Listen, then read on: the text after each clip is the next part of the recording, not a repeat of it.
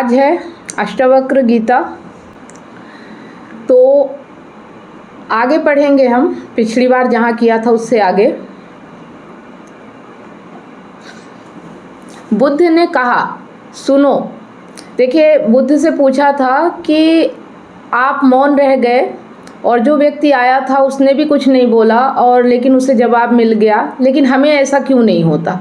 तो बुद्ध अपने शिष्यों को बता रहे हैं। बुद्ध ने कहा सुनो, घोड़े आनंद से घोड़े की बात की, आनंद से, है ना। आनंद ने पूछा कि मेरे साथ ऐसा क्यों नहीं होता। तो उन्होंने घोड़े की बात की क्योंकि आनंद क्षत्रिय था, बुद्ध का चचेरा भाई था और बचपन से ही घोड़े का बड़ा शौक था। उसे घुड़सवार था, उसे बचपन से ही शौक था और वो एक घुड़सवार था, प्रसिद्ध घुड़सवार था, प्रतियोगी था बड़ा। उन्होंने कहा सुन आनंद, बुद्ध ने कहा घोड़े 4 प्रकार के होते हैं। अब जो जैसा होता है उसको उसकी तरह से समझाते हैं। तो जैसे आनंद ने सवाल किया, लेकिन आनंद घुड़सवार था तो उसे अब घोड़े का उदाहरण देके समझा रहे हैं क्योंकि वो इस चीज़ को ज़्यादा अच्छे से समझ पाएगा। तो उसी तरह से होता है कि जब हम गुरु के सामने बैठे होते हैं और जब हम सवाल करते हैं तो गुरु जब हमारी प्रॉब्लम या समस्या देखता है वो उस हिसाब से हमें समझाता है ताकि हमें समझ में जल्दी आ जाए। तो एक तो मारो भी तो भी टस से मस नहीं होते, रद्दी से रद्दी घोड़े, जितना मारो उतना ही हठ योगी हो जाते हैं, बिल्कुल हठ बांध कर खड़े हो जाते हैं। तुम मारो तो वे जिद बना लेते हैं कि देखे कौन जीतता है। फिर दूसरे तरह के घोड़े होते हैं, मारो तो चलते हैं, ना मारो तो नहीं चलते, मतलब घोड़ों का उदाहरण दे रहे हैं, कम से कम पहले से बेहतर। फिर तीसरे तरह के घोड़े होते हैं, कोड़ा फटकारो, मारना जरूरी नहीं, सिर्फ कोड़ा फटकारो, आवाज़ काफ़ी है, और भी कुलीन होते हैं, दूसरे भी बेहतर। फिर आनंद, तुझे जरूर पता होगा ऐसे भी घोड़े होते हैं कि कोड़े की छाया देखकर भागते हैं, फटकारना भी नहीं पड़ता। यह ऐसे ही घोड़ा था, छाया काफ़ी है। मतलब उदाहरण देते हैं कि 4 तरह के घोड़े होते हैं, चाहे इंसानों को समझ लो या घोड़ों को समझ लो।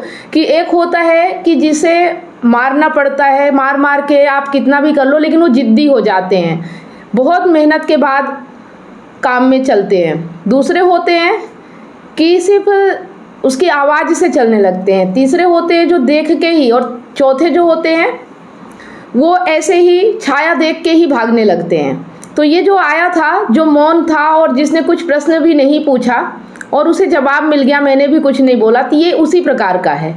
ठीक है। तो अष्टवक्र ने देखा होगा गौर से, जब तुम आकर मुझसे कुछ पूछते हो तो तुम्हारे प्रश्न से ज़्यादा महत्वपूर्ण सवाल तुम हो। कभी कभी तुम्हें भी ऐसा लगता होगा कि तुमने जो नहीं पूछा था वह मैंने उत्तर दिया है, और कभी कभी तुम्हें ऐसा भी लगता होगा कि शायद मैं टाल गया तुम्हारे प्रश्न को, बचाव कर गया, कुछ और उत्तर दे गया हूँ। लेकिन सदा तुम्हारी भीतरी ज़रूरत ज़्यादा महत्वपूर्ण है। तुम क्या पूछते हो यह उतना महत्वपूर्ण नहीं है, क्योंकि तुम्हें खुद ही ठीक पता नहीं तुम क्या पूछते हो, क्यों पूछते हो। उत्तर वही दिया जाता है जिसकी तुम्हें ज़रूरत है। तुम्हारे पूछने से कुछ तय नहीं होता। यहाँ पे कह रहे हैं कि आप सवाल कुछ भी करो, लेकिन जो आपका गुरु होगा, जो ये जानता है कि ये दुनिया क्या है, वो खुद क्या है, अपने बारे में जान चुका है, तो वह आपके सवालों पे इतना ध्यान नहीं देता है। वह आपको वो उत्तर देता है जो आपके लिए सही होता है। कभी कभी तो ऐसा होता है कि आप प्रश्न कुछ और करते हो और उत्तर आपको कुछ और मिलता है, क्योंकि आप अभी जिस अवस्था में हो ना, वहाँ पे आपको पता ही नहीं कि सवाल क्या करना है। ठीक है। तो गुरु को पता होता है आपकी स्थिति देख के कि आप किस स्थिति में हो और आपके लिए क्या सही है। तो देखा होगा अष्टवक्र ने, ज्ञानी तो नहीं है जनक, अज्ञानी है फिर क्या। अज्ञानी भी नहीं है, मतलब ना ज्ञानी है ना अज्ञानी है अष्टवक्र, क्योंकि अज्ञानी तो अकड़ीला, अकड़ से भरा होता है। अज्ञानी कैसा होता है, अकड़ से भरा होता है। अज्ञानी तो झुकना जानता ही नहीं। यह तो मुझे 12 साल की उम्र के लड़के के पैरों में झुक गया। मतलब कि अगर राजा जनक अज्ञानी होते तो अष्टवक्र के पैरों में कभी नहीं झुकते, क्योंकि अष्टवक्र सिर्फ उस समय 12 वर्ष के थे। तो साष्टांग दंडवत की, यह अज्ञानी के लिए असंभव है। अज्ञानी तो समझता है कि मैं जानता ही हूँ, मुझे कौन समझाएगा। अज्ञानी अगर कभी पूछता भी है तो तुम्हें गलत सिद्ध करने को पूछता है, क्योंकि अज्ञानी तो यह मानकर ही चलता है कि पता तो मुझे है ही, देखें इनको भी पता है या नहीं। अज्ञानी परीक्षा के लिए पूछता है, नहीं इसकी आंखें जनक की तो बड़ी निर्मल है। वो कह रहे हैं कि इसकी आंखें निर्मल है, ये परीक्षा लेने के लिए तो नहीं पूछ रहा ना, ये अज्ञानी है। मुझ 12 साल के अनजान अपरिचित लड़के को सम्राट होते हुए भी इसने कहा एतम मम बुरे प्रभो हे, प्रभु मुझे समझ कर कहें, नहीं यह विनयशील है। मतलब उन्होंने कहा कि आप जो भी कहें मुझे देखकर समझें और बताएं कि मेरे लिए क्या सही है। अज्ञानी तो नहीं है, मूढ़ है क्या फिर? मूढ़ तो पूछते ही नहीं, मूढ़ों को तो पता ही नहीं है कि जीवन में कोई समस्या है। देखो, एक अज्ञानी होते हैं जो कि प्रश्न इसलिए करते हैं कि मुझे तो पता है, देखते हैं सामने वाले को पता है कि नहीं, ये उनका अज्ञान है। ठीक है, जो अपनी अज्ञानता को नहीं समझते और दूसरे की परीक्षा लेने निकल पड़ते हैं।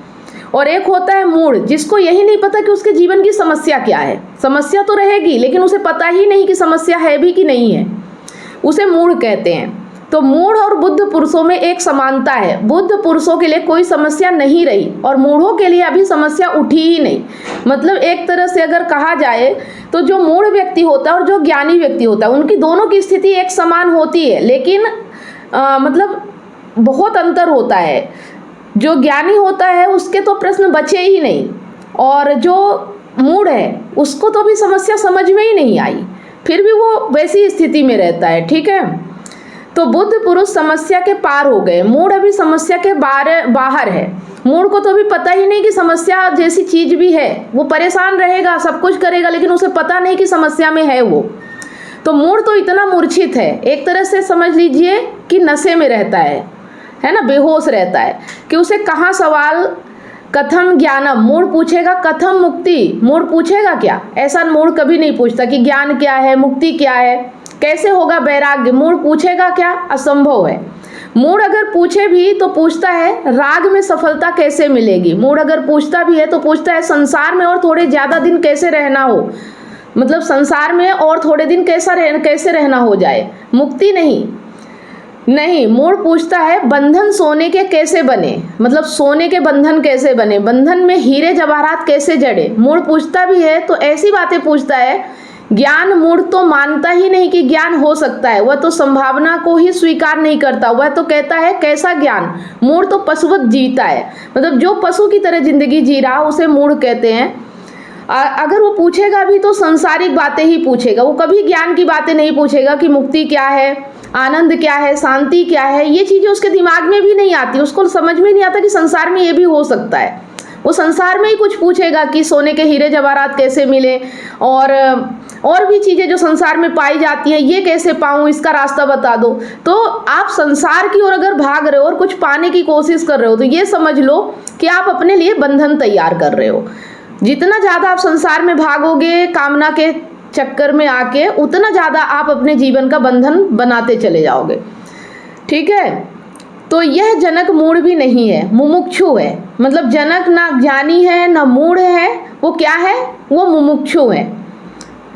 मुमुक्षु शब्द समझना जरूरी है। मोक्ष की आकांक्षा मुमुक्षा, अभी मोक्ष के पास नहीं पहुंचा, ज्ञानी नहीं है, मोक्ष के प्रति पीठ करके नहीं खड़ा, मूढ़ नहीं है, मोक्ष के संबंध में कोई धारणाएं पकड़कर नहीं बैठा। जैसे जो मूढ़ होता है ना, जो अज्ञानी होता है, वो धारणाएं पकड़ लेता है। उसको लगता है कि संसार में जीते जी तो मोक्ष नहीं मिल सकता, लेकिन मरने के बाद कोई दूसरा लोक है जहां हमें मोक्ष मिल सकता है, जैसे स्वर्ग जैसी बातें होती हैं। तो ये एक धारणा बना के रखते हैं। अज्ञानी भी नहीं है, मुमुक्षु है। मुमुक्षु का अर्थ है सरल है, इसकी जिज्ञासा न मूढ़ता से अपवित्र हो रही है न अज्ञानपूर्ण धारणाओं से विकृत हो रही है, शुद्ध है इसकी जिज्ञासा, सरल चित्त से पूछा है। अष्टावक्र ने कहा, हे प्रिय, यदि तू मुक्ति को चाहता है तो विषयों के विष के समान छोड़ दे, विषयों को विष समान छोड़ दो, और क्षमा, आर्जव, दया, संतोष और सत्य को अमृत के समान सेवन कर। देखो, अगर आपको जीवन में मुक्ति चाहिए, आनंद चाहिए, शांति चाहिए, तो क्या करना है? बहुत सिंपल है, इतने में ही अगर समझ में आ जाए तो काम हो जाए, है ना। यही बातें कई तरह से समझाई जाती है जब तक आप इन पे बिलीव नहीं करते हो। अगर आपको बिलीव हो जाए 1 मिनट में तो आपका जीवन यहीं से आनंद हो जाए। आपके जीवन की जितनी भी समस्याएं हैं, जिनमें भी आप उलझे पड़े हो, वो सब अभी की अभी इसी पल खत्म हो जाए, है ना। ज्ञान में इतनी ताकत है कि ज्ञान आपको कल करने का नहीं कहता, ज्ञान आपका अभी इसी पल आपको मुक्त कर देता है। बस समझ में आ जाए और बिलीव हो जाए, समर्पण हो जाए और विश्वास हो जाए, है ना। तो क्या करना है? विषयों को विष के समान छोड़ दे। जो विषय वासना, काम, क्रोध, लोभ, लालच, मोह, माया, ये सब विषय हैं, और इनको आप विष के समान, जैसे जहर को हम नहीं छूते ना, वैसे इनसे दूर रहना चाहिए। और क्या क्या अपनाना है? क्षमा, आर्जव, दया, संतोष और सत्य को अमृत के समान सेवन करें। बस यही अमृत है और आपका विषय वासना ही जहर है। ठीक है, तो यहाँ से अभी आगे करेंगे। बात समझ में आ गई? ये ध्यान रखिएगा कि आपके लिए विष क्या है और अमृत क्या है संसार में, है ना। ये पेपर में भी आ सकता है।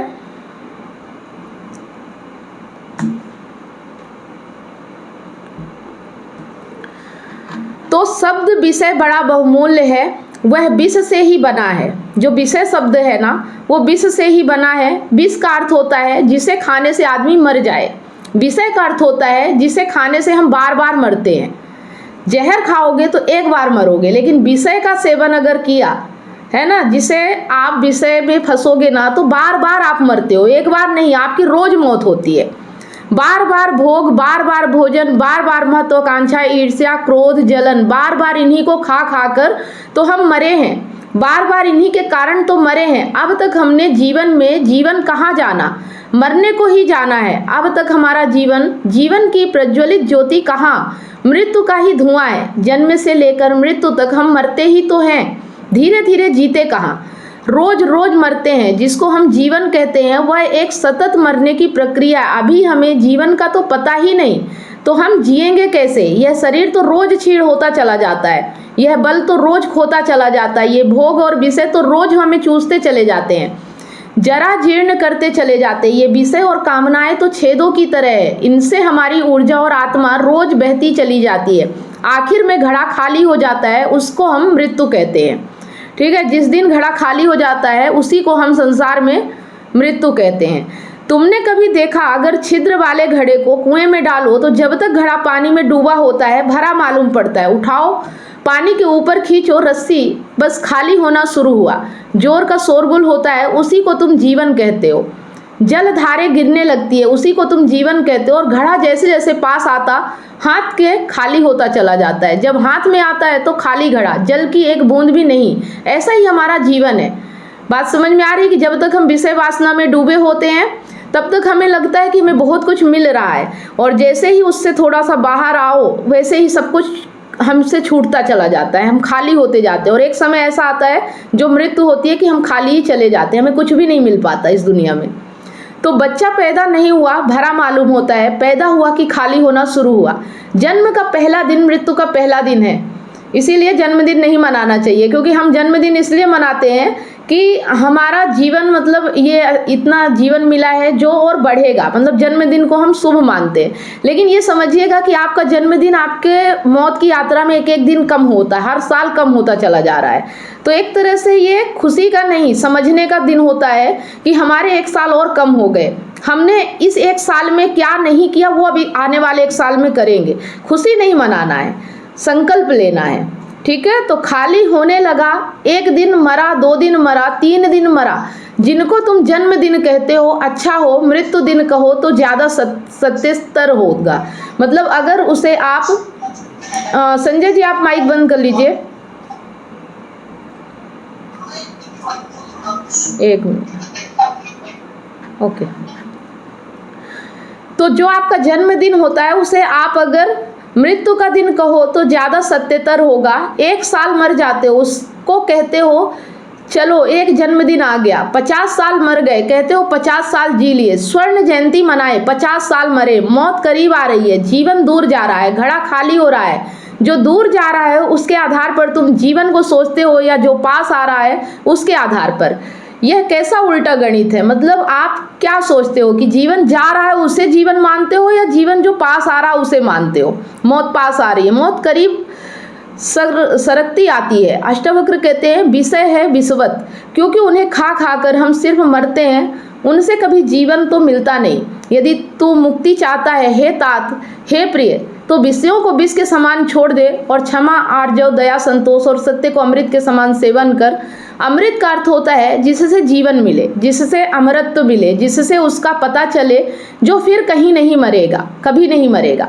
तो क्षमा, क्रोध विष है, क्षमा अमृत है। आर्जव कुटिलता विष है। आर्जव का मतलब होता है कुटिलता, और आर्जव का मतलब होता है सीधा सरलपन। आर्जव अमृत है ना, मतलब कुटिलता नहीं रखना है, सीधा सरलपन, ये आर्जव कहलाता है, अमृत है। दया क्या कहलाती है कि कठोरता क्रूरता विष है और दया करुणा अमृत है। संतोष, असंतोष का कीड़ा खाए चला जाता है। असंतोष का कीड़ा हृदय में कैंसर की तरह है, फैलता चला जाता है, विष को फैलाए चले जाते हैं। और संतोष है जो है उससे तृप्ति, जो नहीं है उसकी आकांक्षा नहीं, जो है वह काफ़ी से ज़्यादा है, वह है ही काफ़ी से ज़्यादा। आँख खोले जरा देखो, संतोष कोई थोपना नहीं है ऊपर जीवन के। जरा गौर से देखो, तुम्हें जो मिला है वह तुम्हारी ज़रूरत से ज़्यादा है। तुम्हें जो चाहिए वह मिलता ही रहा है। तुमने जो चाहा है वह सदा मिल गया है। तुमने दुख चाहा है तो दुख मिल गया, तुमने सुख चाहा है तो सुख मिल गया है, तुमने गलत चाहा तो गलत मिल गया है। तुम्हारी चाह ने तुम्हारे जीवन को रचा है। चाह बीज है, फिर जीवन उसकी फसल है। जन्मों जन्मों में जो तुम चाहते रहे हो वही तुम्हें मिलता रहा है। कई बार तुम सोचते हो हम कुछ और चाह रहे हैं, जब मिलता है तो कुछ और मिलता है। तो तुम्हारे चाहने में भूल नहीं हुई है, सिर्फ तुमने चाहने के लिए गलत शब्द चुन लिया था। जैसे तुम चाहते हो सफलता, मिलती है विफलता। तुम कहते हो विफलता मिल रही है, चाही तो सफलता थी। एक चैप्टर और पढ़ेंगे तो आप लोग समझ पा रहे हो कि आप जो चाहते हो कभी कभी वो मिलता नहीं, कभी कभी आप जो चाहते हो वही आपको मिल भी जाता है। तो ये क्यों होता है, इसका कारण हम थोड़ा सा समझेंगे, ठीक है।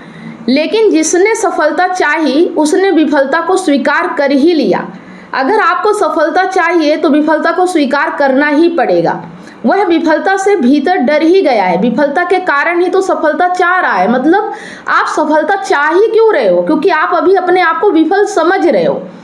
तो ये चाहत में गलती है आपके, है ना। आप सफल हो ये आप मान नहीं रहे हो, लेकिन आप सफलता चाह रहे हो, मतलब अपने आप को असफल मान रहे हो। आप जो मानोगे ना आपको वो मिलेगा, समझ रहे। और जब जब सफलता चाहेगा तब तब विफलता का ख्याल आएगा। तो जो आपके ख्याल में आप मुंह से क्या बोल रहे हो वो आपको नहीं मिलेगा, आपके भीतर क्या चल रहा है आपको वो मिलेगा। तो आप जब सफलता की कामना करते हो इसका मतलब आप दिन भर असफलता के बारे में सोचते हो, इसलिए आप असफल हो जाते हो। लेकिन अगर आप ये बिलीव करो कि आप सफल हो तो आप असफल हो ही नहीं सकते, क्योंकि आप सफल हो ही। आपके मन में दिन भर यही ख्याल आएगा मैं सफल हूँ, तो आपको क्या मिलेगा, सफलता मिलेगा। आपके मन में जिसका ख्याल रहता है आपके जीवन में वही होता है। आप मुंह से भले कुछ भी बोलते रहो, लेकिन बिलीव आप किस चीज़ पे करते हो आपको वो मिलेगा, ठीक है। तो विफलता का ख्याल भी मजबूत होता चला जाएगा। सफलता तो कभी मिलेगी, लेकिन रास्ते पर यात्रा तो विफलता में ही बीतेगी। विफलता का भाव संग्रहीभूत होगा, वह इतना संग्रहीभूत हो जाएगा कि वही एक दिन प्रकट हो जाएगा।